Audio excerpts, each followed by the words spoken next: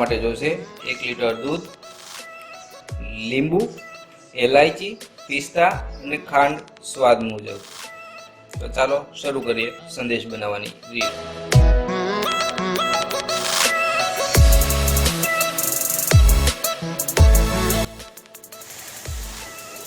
પૂરો આવે એટલે ત્યારે આપણે હલાવશું એને, અને બસ હવે આપણે આની અંદર લીંબુ નાખીને દૂધને ફાડવા માટે એની અંદર લીંબુ નાખીને બસ ઉભરો આવે છે ત્યાં એની અંદર લીંબુ નાખી દઈએ અને હલાવતા રહેવાનું છે જ્યાં સુધી સરખું દૂધ ફાટી ના જાય ત્યાં સુધી। અને દૂધ ફાટી જશે એટલે એનો માવો બધો ઉપર આવી જાય છે। તમે જોઈ શકો છો માવો ઉપર આવી ગયો છે। 2 મિનિટ આપણે આમનામ રહેવા દઈશું। એક બાઉલમાં આપણે એને ગાળી લઈશું અને પછી ઠંડુ કરવા આપણે એને ફ્રીજમાં મૂકીશું। તો તમે જોઈ શકો છો આપણો ઘણો બધો 1 લીટર દૂધમાંથી માવો બની ગયો છે। અને એની ઉપર સોફ્ટ કરવા માટે આપણે એમાં ઠંડુ પાણી ઉપર નાખીશું। સોફ્ટ કરવા માટે એના પર ઠંડુ પાણી રેડશું। એનાથી જે આપણો આ માવો તૈયાર થયો છે એ વધારે સોફ્ટ અને નોર્મલ બનશે।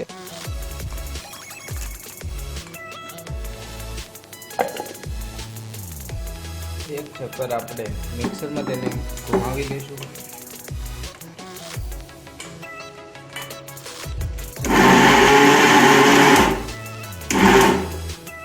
થઈ ગયું છે આપણું, તો હવે કાઢી લઈએ બહાર।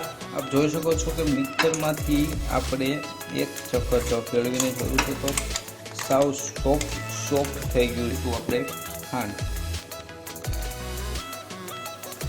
મિક્સ કરી લઈશું આપણે।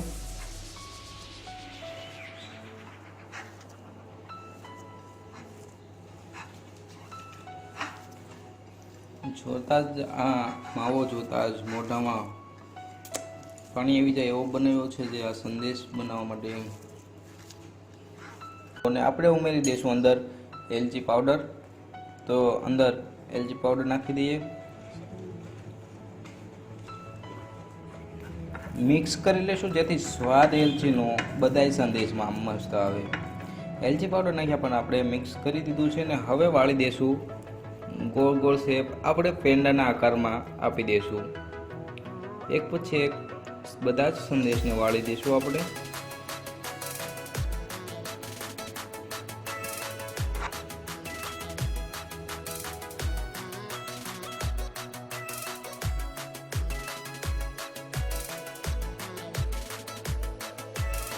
ખૂબ સારી રીત છે સંદેશ બનાવવાની। તમે જોઈ શકો છો આપણા સંદેશ 4 બની ચૂક્યા છે અને બીજા બને છે। ગાર્નિશિંગ માટે પિસ્તાનો ટૂંકો આપણે જે કટિંગ કરીને રાખ્યા છે પિસ્તા મૂકીશું।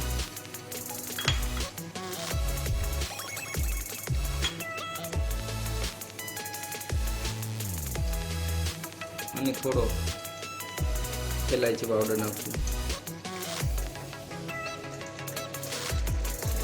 તો કમ્પ્લીટ છે આપણા, તો આપ જોઈ શકો કમ્પ્લીટ છે આપણા સંદેશ બહુ। અને હવે આપણે આને બીજી 10-15 મિનિટ ફ્રીજમાં રાખી દઈશું જેથી ખૂબ ઠંડા અને મજા આવે ખાવાની માટે। ફ્રીઝરના ખાનામાં 10 થી 5 મિનિટ રાખી દઈશું।